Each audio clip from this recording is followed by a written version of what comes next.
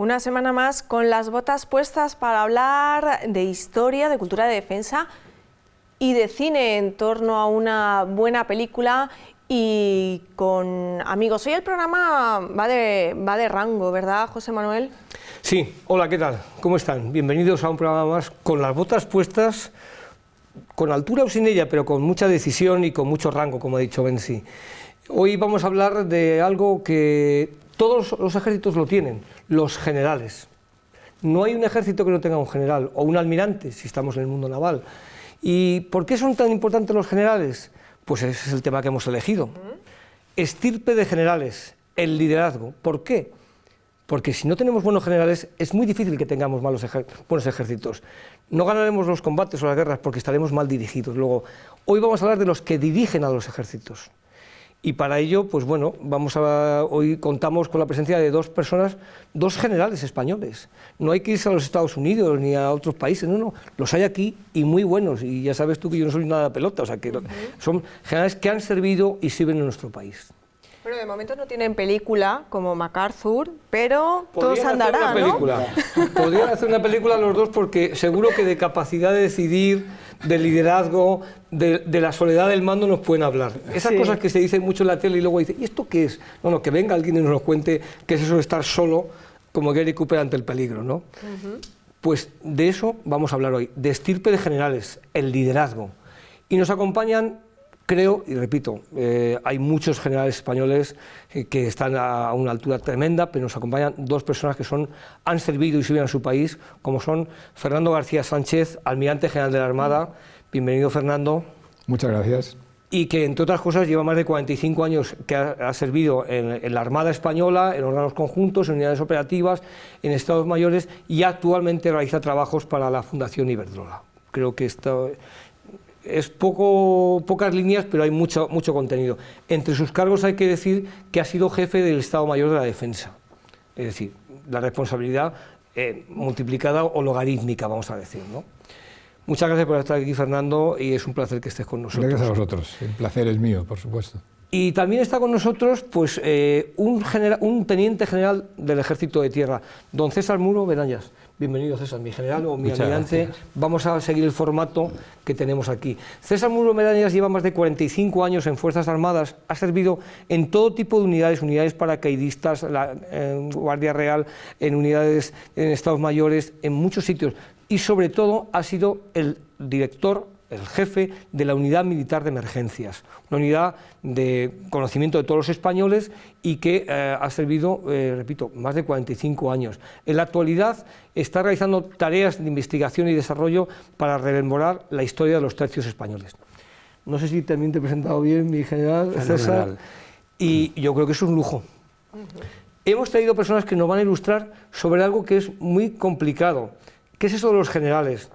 Las Reales Ordenanzas de las Fuerzas Armadas tienen muchos artículos, pero uno de ellos, el 54, creo recordar, dice que el liderazgo lo potenciará con la ayuda y la cooperación de sus subordinados, a base del ejemplo de su capacidad de decisión y de su preparación. Eso es lo que tienen estos generales. Esto es una muestra de lo que hay en España, pero no hay un general que no esté preparado o un almirante que hoy en día no esté preparado. Y no es patriotismo, simplemente, como ha dicho Benzi, a lo mejor no hay películas sobre ellos, pero fíjense, uno ha mandado el Estado Mayor de la Defensa y otro ha mandado la Unidad Militar de Emergencias. Creo que tenemos posibilidades de hablar de ello. Y ahora le hacemos la pregunta trampa. Aprender mucho de su experiencia, claro que nos. Es que lo queremos, y por eso, aunque sean generales, pues también hacemos la pregunta trampa. Sí, claro. ¿Cómo se siente una persona cuando le dicen, mañana eres general? Bueno, yo creo que es algo que se está esperando también. No te sorprende, ¿no? El proceso de selección es muy intenso y lo vas viendo a lo largo de la vida, ¿no? Porque conforme vas ascendiendo, ves que estás colocado en esos puestos que puedes llegar a ser general. Luego no es algo que te sorprenda realmente. Lo que sí que es un momento muy importante en tu vida porque cambia absolutamente tu visión, tu panorama, y bueno, la palabra lo dice, empiezas a ser generalista, tienes que tener una visión mucho más global y tienes que saber en el mundo que te mueves, ¿no? No es lo específico de una tarea concreta, entonces el mundo te cambia ostensiblemente, pero es algo que no te sorprende, que va llegando. llegas a él. Y en tu caso, almirante Fernando. Lo he explicado perfectamente, o sea que está perfectamente explicado. Pero yo solamente voy a contar una anécdota. Nosotros cuando, o por lo menos en mi época, cuando era capitán de navío, coronel y tal, y llegó un momento que el Consejo de Ministros pues te va a ascender a almirante, a contraalmirante. Entonces el jefe de Estado Mayor de la Armada en esa época, cuando me tocó a mí, te llamaba por teléfono para darte la enhorabuena y anunciarte que ibas a ascender a almirante. Y te la daba diciéndote: Fernando, enhorabuena porque vas a ascender a almirante y entras en el club de los que tienen la culpa de todo. Y eso es fundamental, ¿sabes? Porque los almirantes y los generales son los responsables de todo, son los que tienen la culpa de todo. Y ese es el salto que das cuando pasas a ser oficial general. Muy bien. Decir que, bueno, los almirantes, los generales, son como los directores generales de las empresas. Son los que tienen que tomar decisiones que afectan a miles de personas, a muchas familias, incluso en casos de guerra, a la política de un país.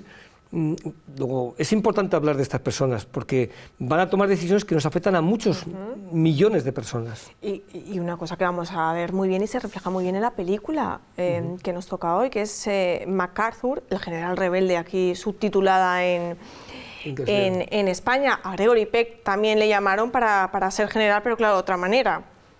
No tenía que asumir tanta responsabilidad como... Pero bueno, sí, también le hicieron una llamada a la Universal y le propusieron ser el general MacArthur, que luego ahondaremos en su figura. En la figura de Gregory Peck, y al final accedió, pero hubo ahí también sus peros. Se lo pensó un poquito Gregory Peck antes de aceptar este papel en la película de 1977 dirigida por John Sargent. Y yo creo que no vamos a decir mucho más porque estamos deseando ver la película para después poder comentar muchísimas cosas, porque va a dar mucho juego este programa. Y sobre todo, fíjense los espectadores, siéntanse generales por 1 hora y media o 2 horas, las decisiones que tiene que tomar este hombre, dónde está su familia, cómo se comporta su familia, sus subordinados, cómo tiene el sentido del cumplimiento de la misión y el liderazgo. Es lo que queremos un poco que se fijen, y luego tenemos aquí la posibilidad de explicar esto de manera graneada, ¿no? ¿Si te parece bien? Me parece estupendo, deseando ya entonces ver la película, y quédense a los comentarios de después que les va a gustar, seguro.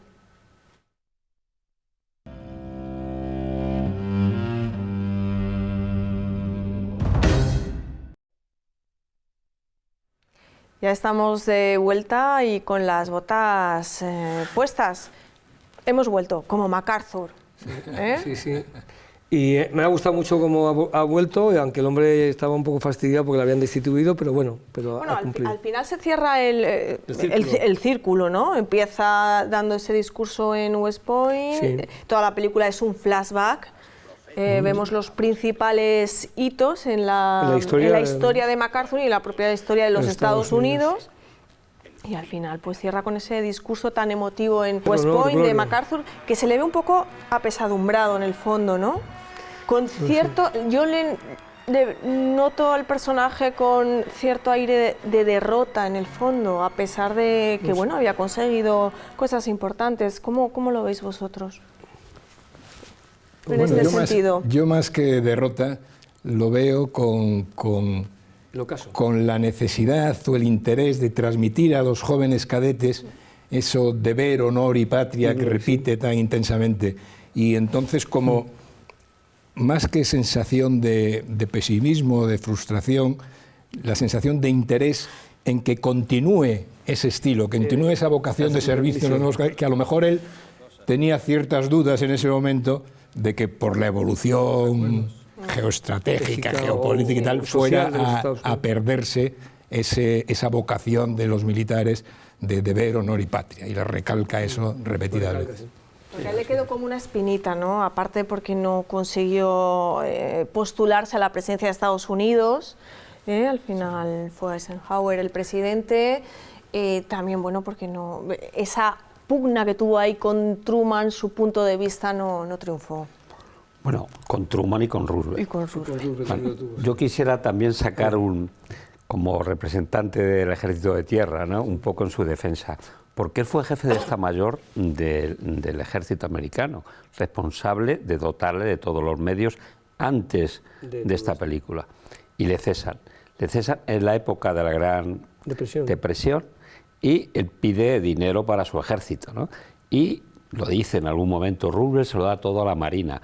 Es lógico, por otro lado, porque ya tenía la experiencia de la Primera Guerra Mundial y sabían que la Segunda, el poder naval iba a ser definitivo, ¿no? Para pasar el Atlántico, dominar el Pacífico, etc. Pero él ya venía, por así decirlo, con Roosevelt enfadado, ¿no? Porque le cesa.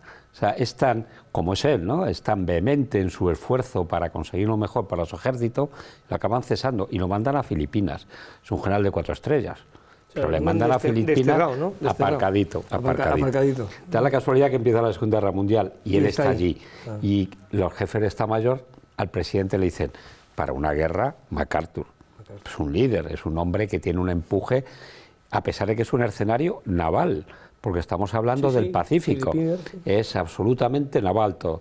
Le ponen a este por esa capacidad de liderazgo y porque está allí ya, ¿no? Pero eso hay que encajarlo también, porque la película empieza ya en Filipinas, después del bombardeo, etcétera. Corregidor. Que deja al general Wainwright, que es el que luego se va a rendir, y luego lo va a utilizar en la firma le va a decir que firme él la rendición, ¿no? Sí.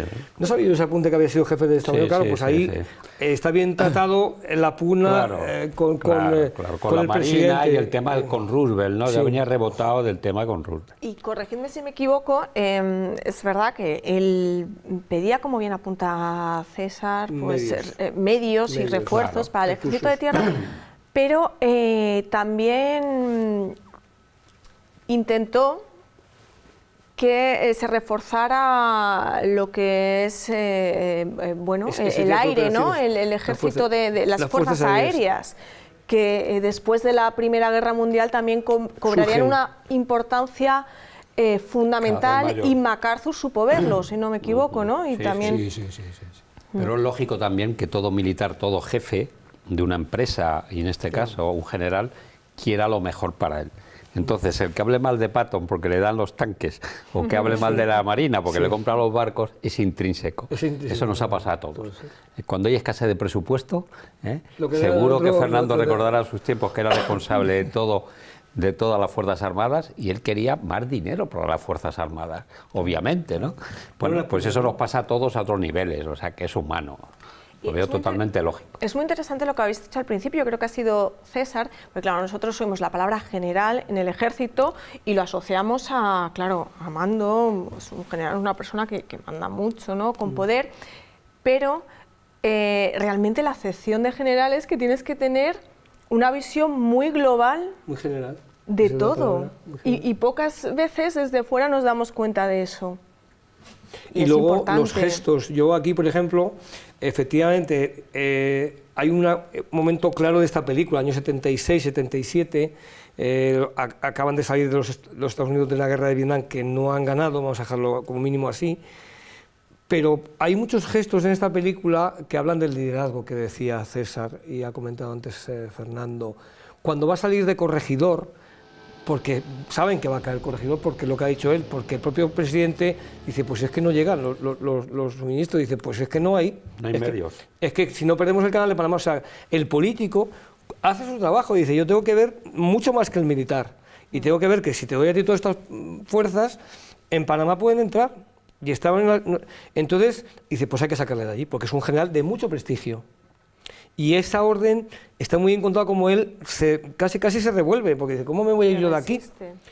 Y luego hasta decide no irse en el submarino, que eso creo que es históricamente, que dijo, no, en una lancha torpedera que tenía una vida media pues de 7-8 salidas, o sea que caía más que... Y no sabemos las salidas que había tenido ya que estuvo Kennedy en la Segunda Guerra Mundial, y con su mujer y con su hijo, es decir... Y mareándose porque se ve que se va no me encuentro bien y se va a acabar. Es una secuencia muy bonita. Muy bonita, a mí esa me gusta mucho. Además lo dice él, ¿eh? Sí. No soy un lobo de mar, ¿no? Sí, a mí esto del mar me va corriendo.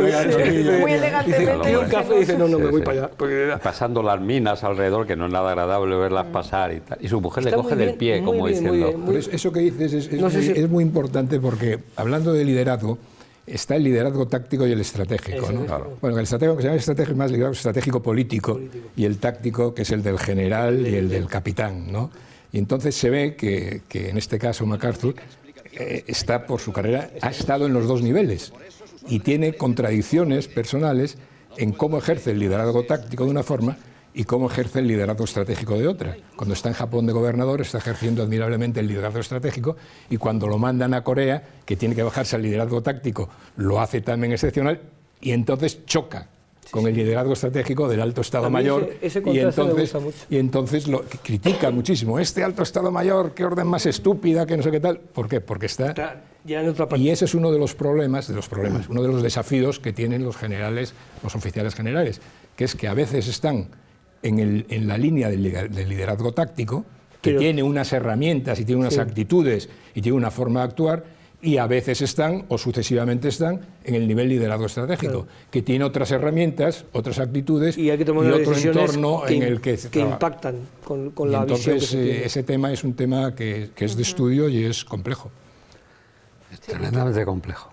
Pero tenéis que tomar decisiones, aquí se habla de decisiones porque está tomando decisiones permanentemente.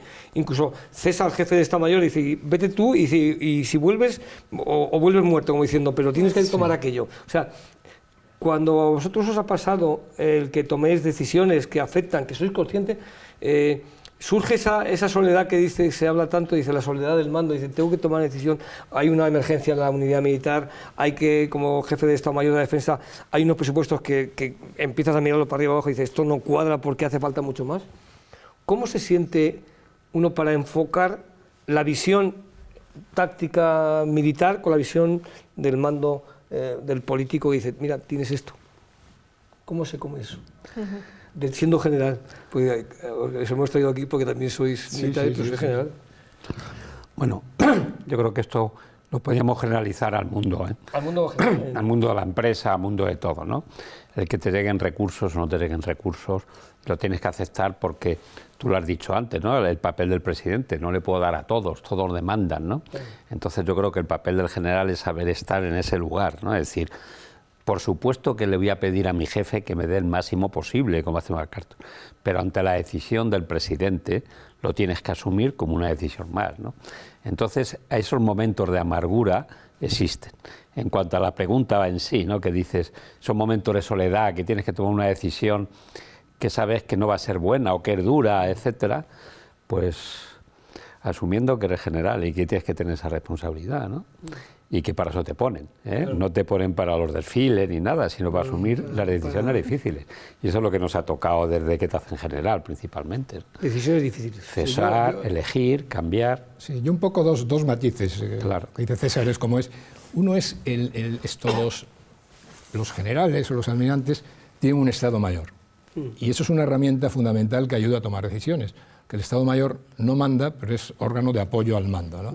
Y esos órganos de apoyo, ante una decisión, pros, contras, ventajas, inconvenientes, con lo cual ayuda mucho a tomar la decisión. La matriz de decisiones. Y por otro lado, nosotros, artículo 3 de las ordenanzas, trabajamos con gente que tiene comprometido entregar su vida, en defensa de la patria. Entonces, hay muchas ocasiones en que las decisiones que toman pueden poner en riesgo vidas, y entonces la decisión es más complicada y hay que tomarla.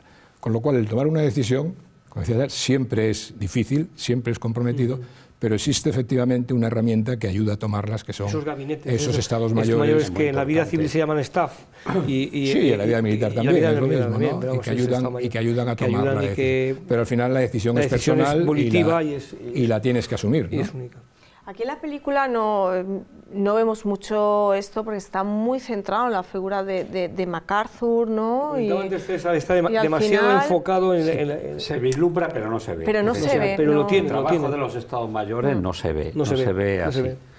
Pero bueno, se ve, ¿no? Se trasluce que detrás de él hay gente que está trabajando. Y le va diciendo, ha pasado esto, pero... Yo creo que la película manda mensajes, como todas estas películas, muy valiosos de muchos temas, ¿no? A mí hay uno que me gustaría destacar, que lo repite MacArthur por boca de Gregory Peck en varias escenas, que es que en la primera, cuando habla con los cadetes y tal, que les dice algo así como que el soldado siempre debe ser el que más ruegue por la paz, o algo así, ¿no? Luego en otra ocasión también cuando firma dice yo no me gusta la guerra, o no sé qué. En una de las últimas escenas con el primer ministro japonés, dice, está hablando usted con un soldado que aborrece la guerra. O sea, el mensaje ese de que los militares no quieren la guerra, que los militares trabajan y luchan por la paz, es un mensaje muy importante, que es de esa época y que sigue hasta esta época, que las Fuerzas Armadas son un elemento de seguridad, pero no son un elemento ni de provocar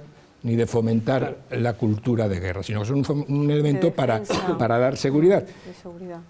Esto es de hace 80 años. 80 años después, ahora tenemos las Naciones Unidas con sus objetivos de desarrollo sostenible, la sostenibilidad, y están diciendo, no existe desarrollo sin seguridad. O sea, hace falta seguridad para que haya desarrollo. Es una ecuación. Y sin desarrollo y sin seguridad no hay derechos humanos. O sea, que ese mensaje que transmite esta película es un mensaje que yo creo que viene desde hace 2000 años hasta ahora. O sea, la importancia de las Fuerzas Armadas como elemento de crear un paraguas, un marco de seguridad, que es lo que hace que haya desarrollo, es lo que hace que haya libertad, es lo que hace que haya democracia. Y es un mensaje muy importante que a veces, por obvio, a veces se diluye. Y es un mensaje que esta película, curiosamente, lo transmite en varias ocasiones y de una forma muy clara. Y bueno, al final la película se centra mucho también en la confrontación entre esa visión táctica y estratégica. Y la política. No, claro, con la política. Bueno, la película, ¿no? Es el argumento principal, el argumento de la película, pero es lógico, más que... O sea que, tiene su lógica. Primero, eso está perfectamente establecido. El poder civil está por encima del poder militar, eso está claro, ¿no? Todo general está sometido al ejercicio del mando que hace la política, eso es así, no deja de ser una herramienta en pro de la paz, además, centrémonos, ¿no?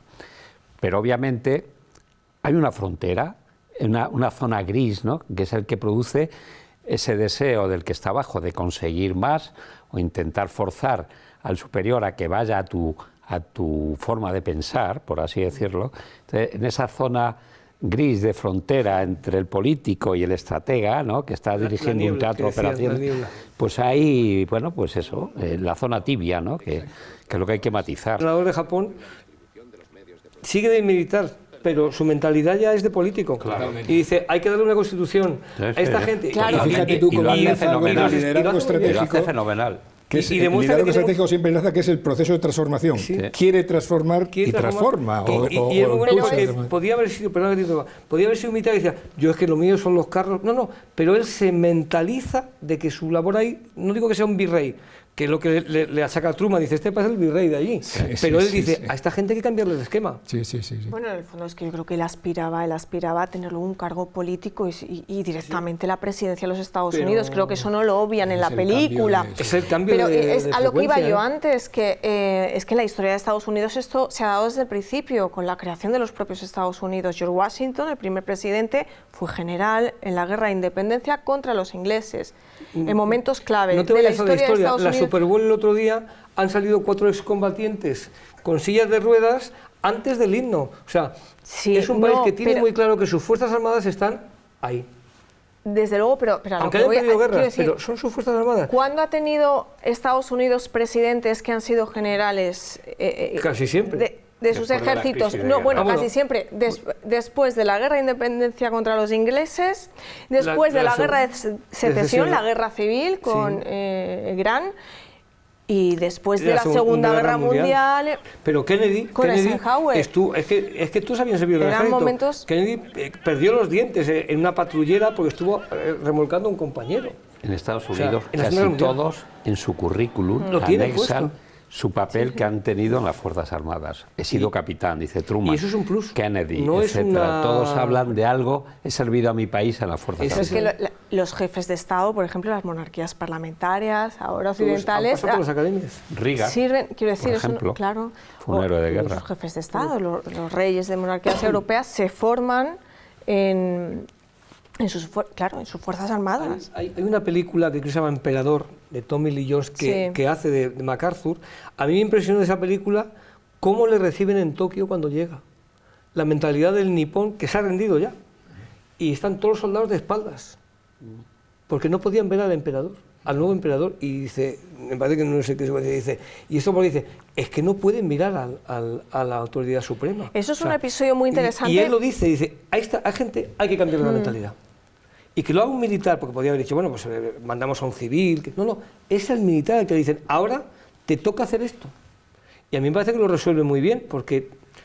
Y la película eso lo cuenta. Otra cosa es que, bueno, a lo mejor, pues como dice César, pues pide material, pide medios, pide mucha autoridad, que a lo mejor el presidente dice, oye, que aquí mando yo. Bueno, de hecho aparece como uno de los grandes logros de MacArthur, ¿no? Lo que consigue en Japón después de... Y eso no se ha difundido mucho, ni se conoce mucho, y es importante. Eso es una frase que está ahora muy de moda, que bueno, que en Irak y en otros sitios, pues es lo de ganar la paz. No solo que ganar la guerra, sino que ganar la paz. Ganar la paz. MacArthur en Japón ganó la paz. Es más complicado. Hirohito fue a su entierro. Con eso te digo todo. El emperador del Japón fue al entierro de MacArthur. Una cosa muy también, agradecido. Japón una cosa lo muy cambió importante todo. también, bueno, me ha gustado mucho de la película, y lo habéis hablado ahora, es el tema de formación, ¿no? Y el general César ha sido director de la academia y creo que es fundamental, ¿no? La formación es fundamental en todos los campos, pero en las Fuerzas Armadas es básica. Entonces empieza con los cadetes, termina con los cadetes, les está dando sus máximas, les está dando su forma de actuar, el cómo quiero que seáis para el futuro. Y un poco esto, yo al ver la película, todos los valores que ves después, el heroísmo, el sacrificio, la entrega y tal, pues están enlazados en estos dos polos, que es el primero final. En West Point, le preguntan, ¿cuál es tu casa? No sé qué, pues no sé cuál es mi casa. Mi casa es West Point. Y eso yo creo que es el mensaje que transmite de que la formación es fundamental, que es algo que en las Fuerzas Armadas, bueno, César es un experto y puede apoyarlo mucho más. Es básico, es que es fundamental, más importante que cualquier otra cosa. No son cursos. Cuando aquí se habla de la formación, se habla de que el militar está permanentemente formándose para un destino, para un curso, para una actitud. Y esa sensación de que nunca me lo sé todo, sino que tengo que... Y luego están los valores que van metidos y que yo creo que están muy bien reflejados en el comienzo de la película, cuando él se dirige a los cadetes de paisano. Hay una imagen, además está con esa cámara como en desaturado, que está por dentro de los cadetes, y está él de paisano con la mano aquí, incluso está despeinado, o sea, está cogido de manera natural. Y luego, ¿con qué naturalidad dice? Pues he salido hoy del hotel.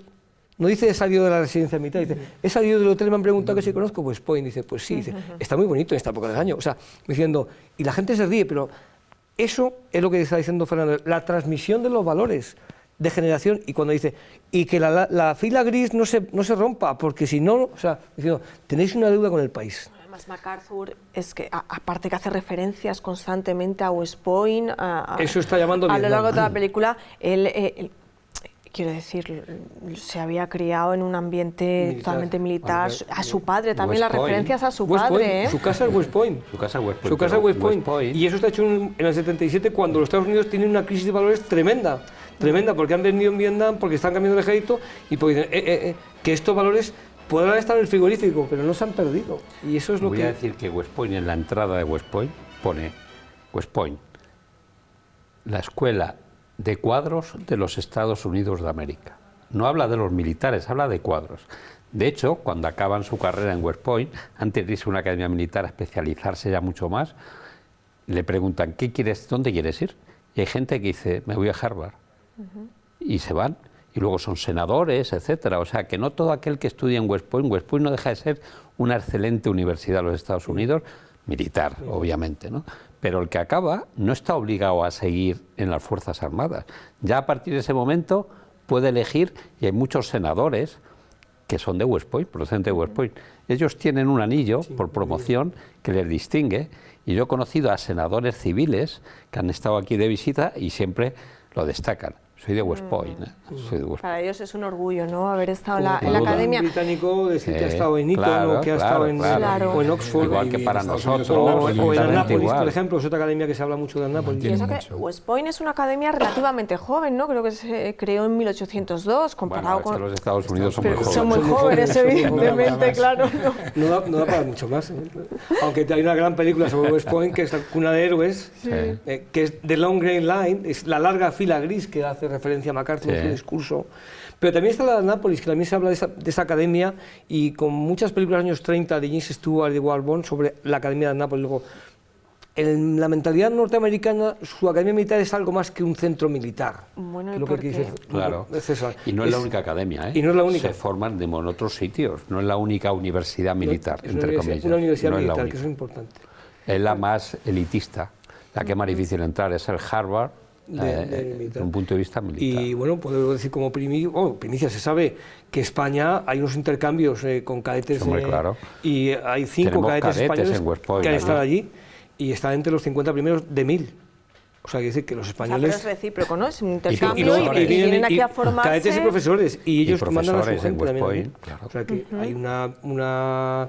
¿Hay choque entre las dos maneras de formarse, entre una academia española o una academia estadounidense en este caso?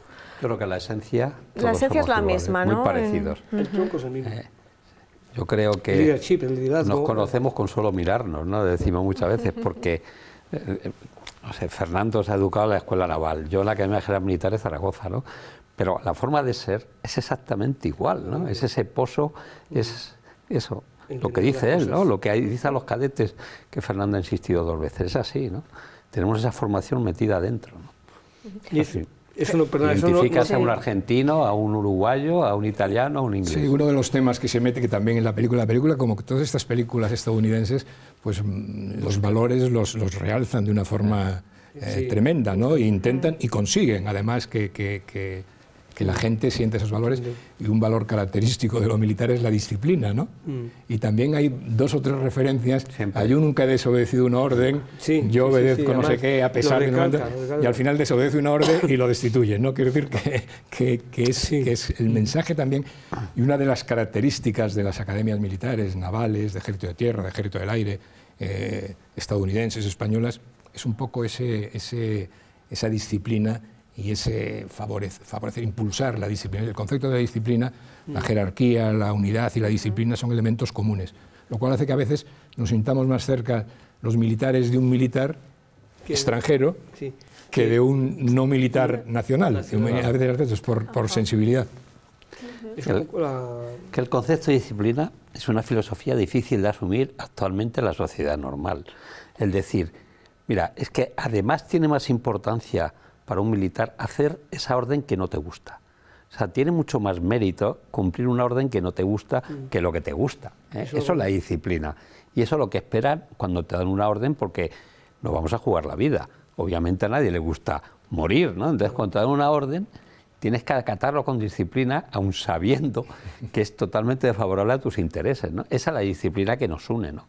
Porque es que si no, esto se caería, obviamente, ¿no? Y eso lo tenemos todos. Que entronca con el espíritu militar. En el primer programa hablamos del espíritu militar, la película Ha llegado el águila, y cómo el almirante Canaris recibe una orden, que además tira el papel y dice que esto es una absurdez, pero que se haga, que es eso que está Churchill. Pero él aplica lo que está diciendo César, dice, me han dado la orden, hay que cumplirla. Y lo pone como prioridad máxima. Claro, la orden que trata. La orden, que es hacer un estudio de cómo se puede tratar a Churchill. Nunca ha desobedecido una orden. Sí, es aquí lo dice. Aquí lo dice al inicio de la película, sí. Y al final son puntos de vista, es esa frontera entre el mando político y estratégico, que yo digo, esa zona gris. Obviamente la mentalidad de un guerrero, de MacArthur táctico en este caso, quiere ganar la guerra y por supuesto echar a los chinos de Corea.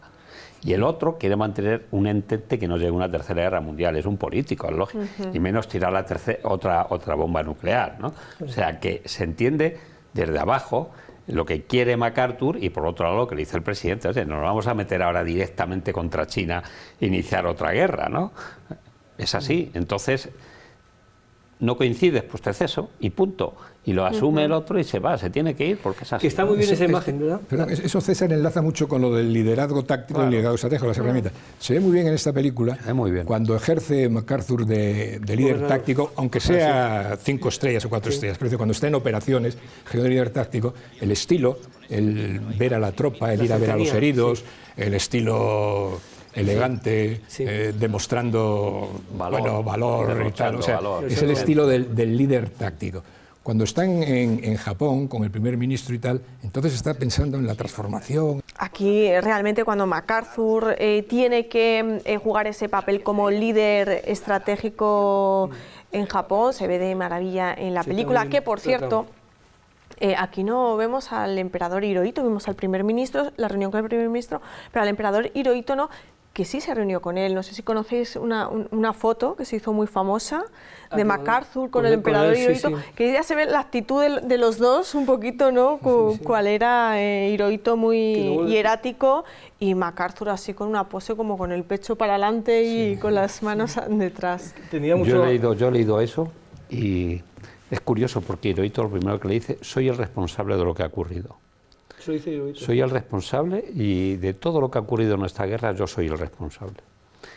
Y él le escucha, le deja que Hirohito hable y tal, y le dice, pero usted es el emperador.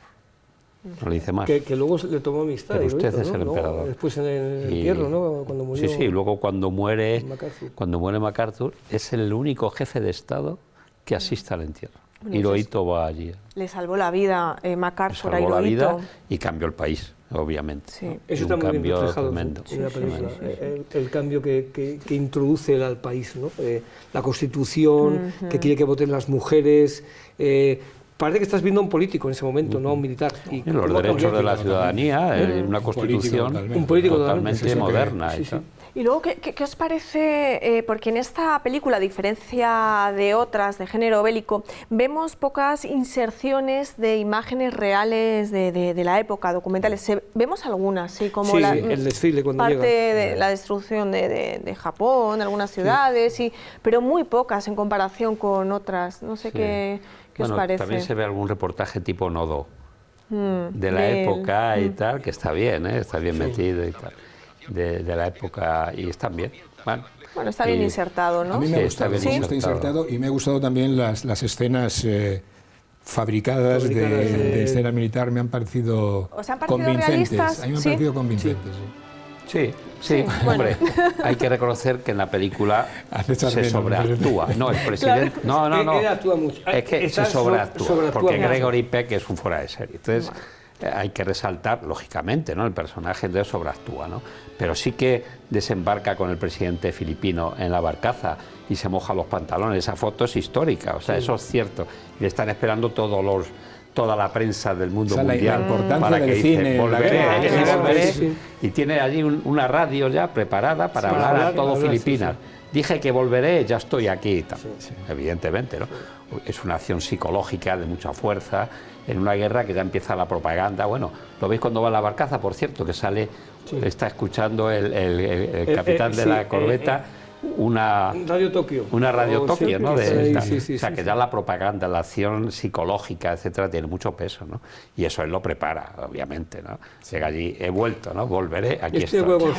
Aquí Gregory Peck yo creo que sobreactúa.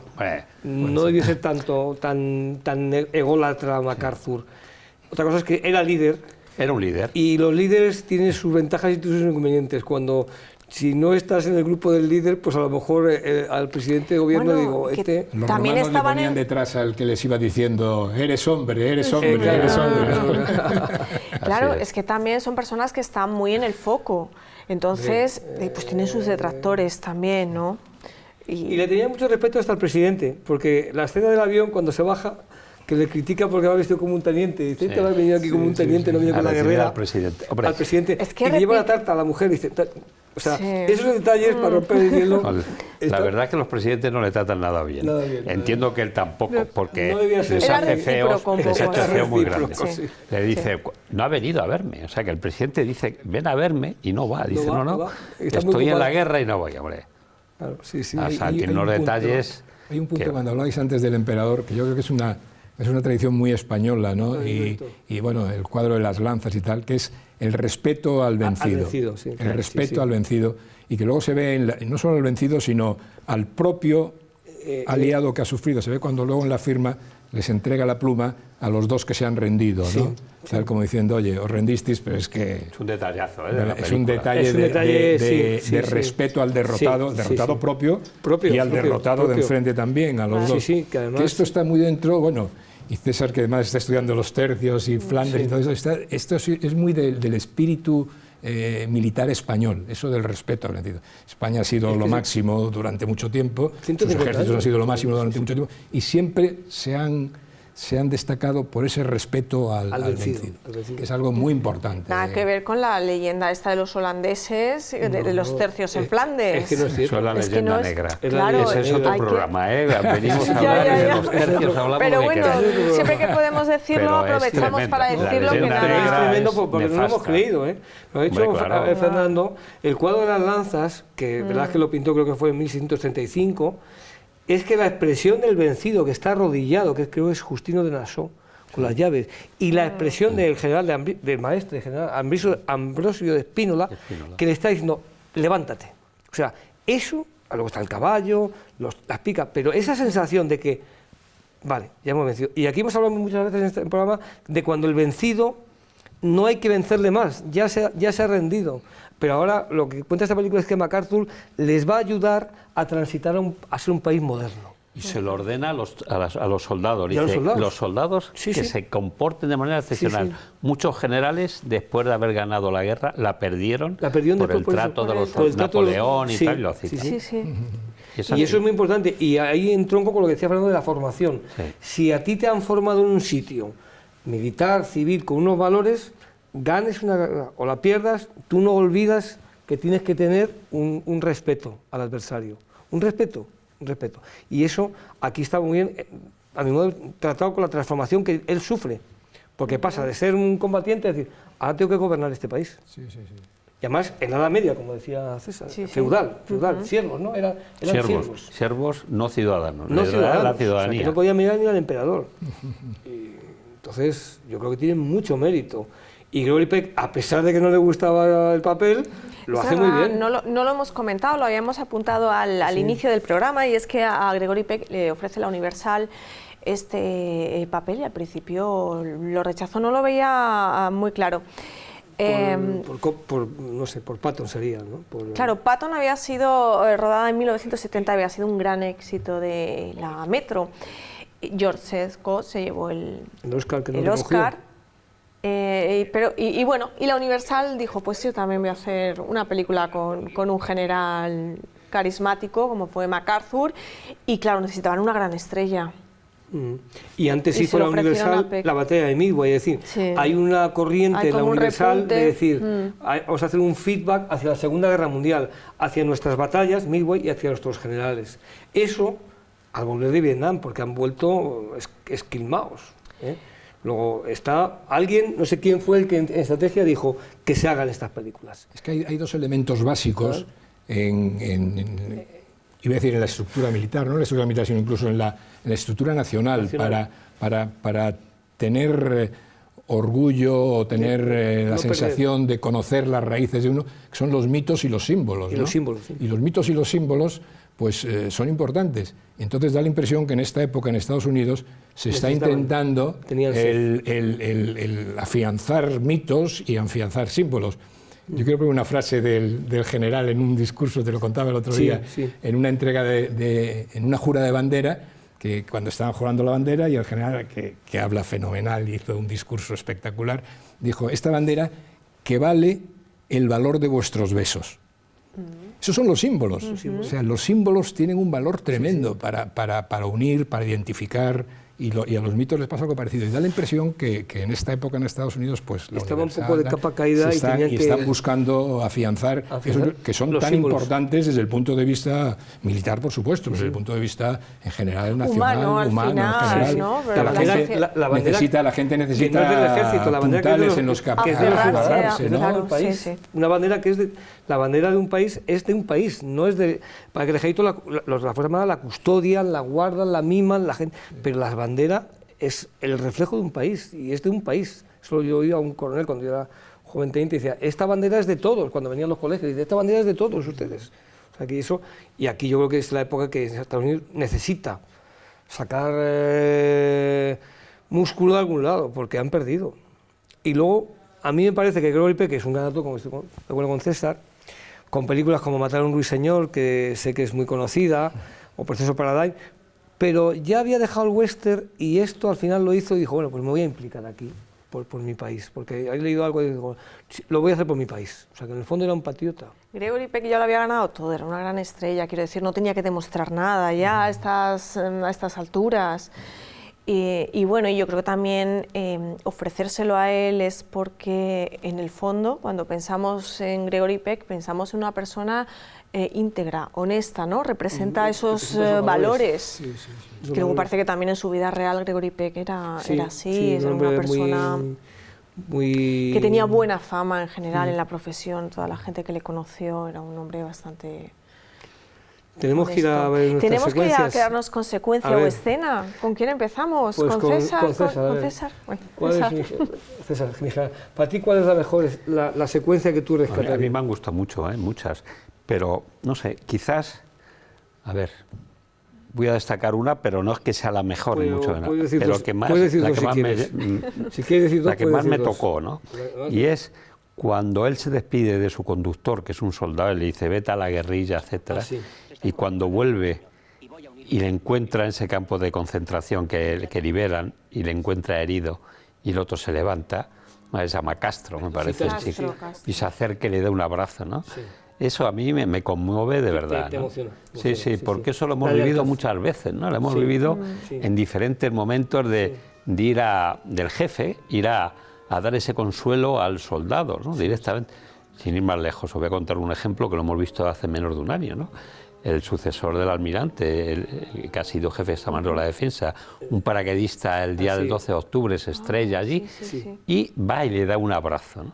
Ese abrazo al soldado del jefe supremo de las Fuerzas Armadas dice todo, ¿no? Y este gesto para mí es chapó. Eso al guionista hay que apuntarle ahí un 10 porque ha pensado en esa... Claro, conoce lo humaniza. La esencia de esta profesión. Sí, aparte que ahí ya también nos deja ver que él tenía un vínculo muy especial con Filipinas, había pasado mucha gente... Mucho tiempo allí, había creado un vínculo con los filipinos y el personaje este de Castro también simboliza esto, ¿no? Realmente amaba al pueblo filipino. Es una escena sin duda. También su casa es una terraza en Filipinas, dice. Me dice, mi casa es West Point, o el uniforme kaki, West Point, y una casa en Filipinas, ¿no? Que tenía una terraza, algo así. O sea, para él Filipinas le llega muy dentro. Muy buenas. Pues yo es muy curioso, porque yo tenía preparada la respuesta, porque sabía que ibais a hacer esta pregunta, ¿no? Siempre lo hacemos. Y resulta que la escena que a mí me gustó más fue, no tan completa como dice César, pero el momento en que a Castro, al conductor, se despide de él y le dice, volveré. Porque es la voluntad de vencer. Y entonces la voluntad de vencer que es básica en todos los aspectos de esta vida, pero bueno, ya en la guerra es que ya es fundamental, ¿no? La voluntad de vencer. Y entonces es esa escena también, hemos coincidido, por lo menos en la mitad de la escena. Son dos escenas de liderazgo, las dos son de liderazgo. Cuando él le dice al conductor, oye, tranquilo que volveré, o sea, estate seguro que... Está patente que él es un líder y cercano además. Y asumes el destino de los demás, de la gente que está, pues bueno, de la que estás al mando, asumes en parte su destino y eso es complicado, ¿eh? Hay que tenerlo muy interiorizado. Sí. Lo interioriza bien y yo creo que lo interpreta muy bien Gregory Peck en esos gestos casi hieráticos cuando está mirando con la pipa, con las gafas de sol. La pipa de maíz. O sea, te lo crees, dices, este es MacArthur, yo me lo creo. Bueno, os voy a decir más, es que es el momento en el que se muestra, le vemos más frágil a MacArthur con este soldado, con Castro, más incluso con su mujer, está más tierno con él que con su propia familia. Es lo que decía César, la disciplina, ha recibido una orden que no quiere cumplirla. Dice, ¿por qué me tengo que ir yo si yo quiero...? Porque sabe que los deja una suerte muy incierta. Claro, es que sabe que los deja tirados, pero encima de que es que está muy bien narrado en el guión, porque dice el general le dice al presidente, si no le ordena usted que venga, no sale de allí. O sea, y cómo la política, esa parte de la estrategia política, dice, pues le voy a ordenar que venga. Hay otro tema también que no lo hemos comentado, que también es muy curioso, que es que yo creo que también es muy importante, ¿no? Solo para la guerra, sino también para la paz, que es la mentalidad del general MacArthur de siempre apostar por la ofensiva. Sí. Y entonces cuando en Australia le está explicando el general, no aquí, que los japoneses nos van a invadir y vamos a poner aquí una barrera y la desplazamos aquí, dice, no, vamos a por ella. ¿no?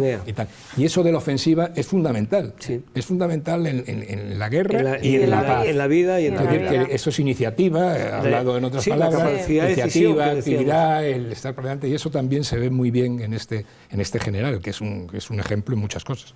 Sí, sí, de iniciativa. ¿Cuál es tu escena? Pues me toca, la ofensiva es fundamental, la iniciativa, pero también la comunicación, que llegue el mensaje, y en esta película lo vemos muy bien, los estadounidenses lo dominaron como nadie, y aquí queda reflejado precisamente cuando ya se plantea volver a Filipinas, como esa especie de jefe de prensa que tiene está preparando un reportaje de su llegada. Ya está preparando para la victoria, ¿no? Lo vamos a hacer así, se ven los mapas y MacArthur va a ir por ahí. Además él está muy pendiente, no, quítame esa imagen. Una campaña de comunicación.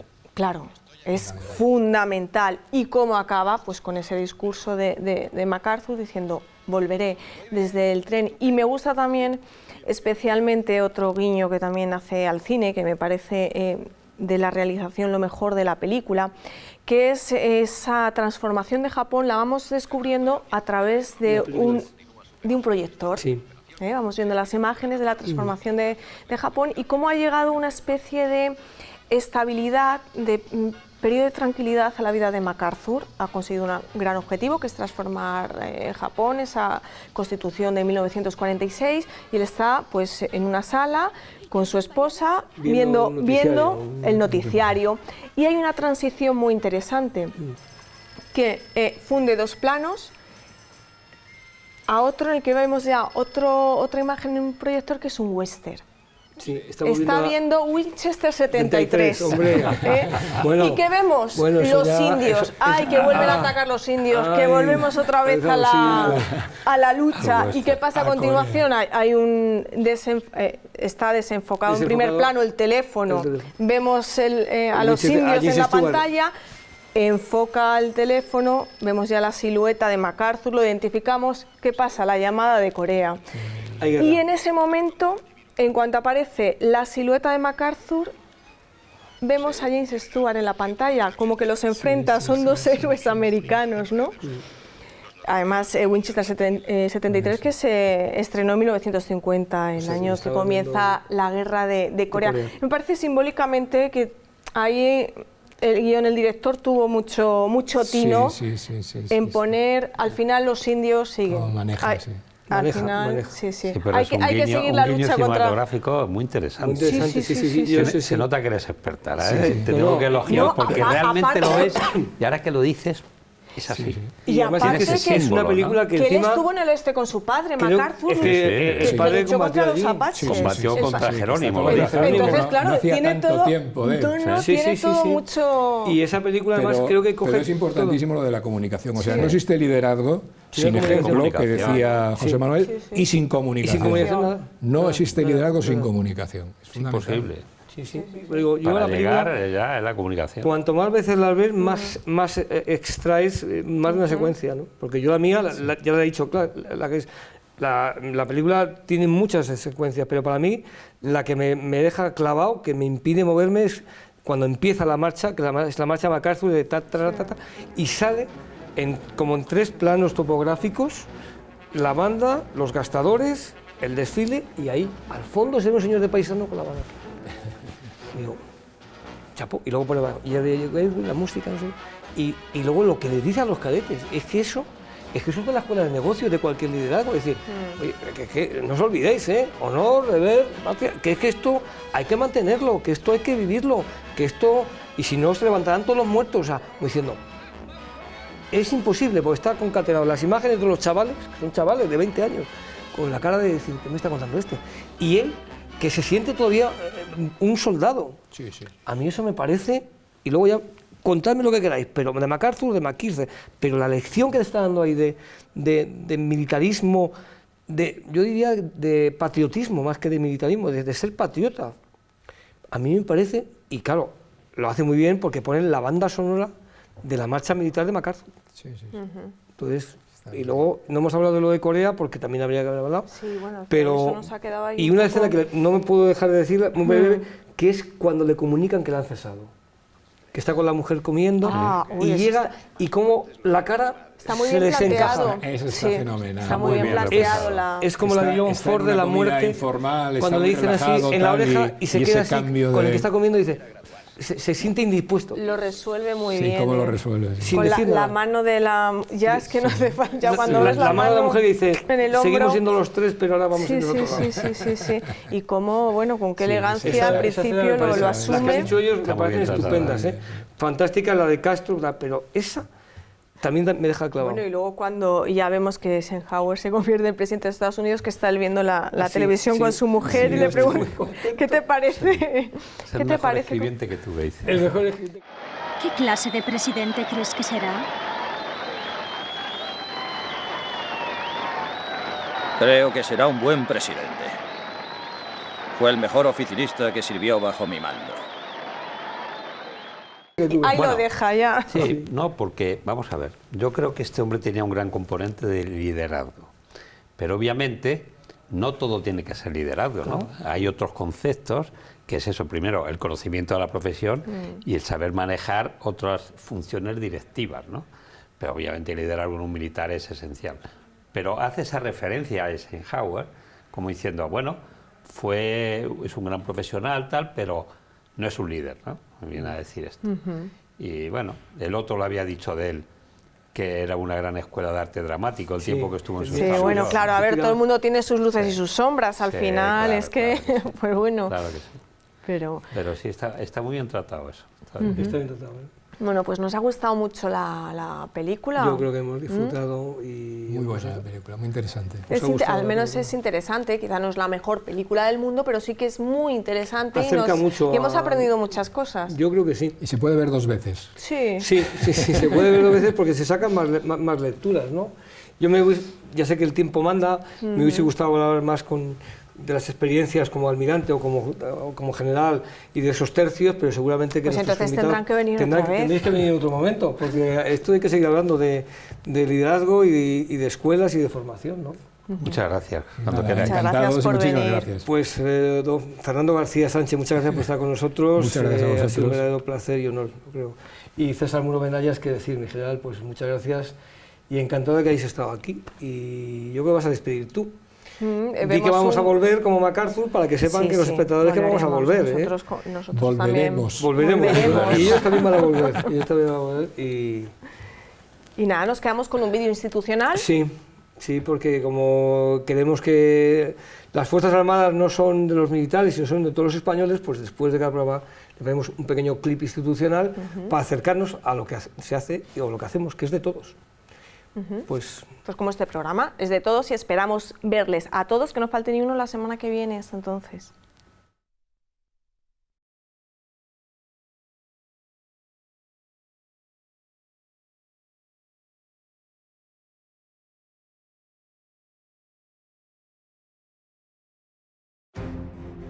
Este ejército que ves, vago al hielo y al calor, la república mejor y más política es del mundo, en el que nadie espere que ser preferido pueda por la nobleza que hereda, sino por la que él adquiere.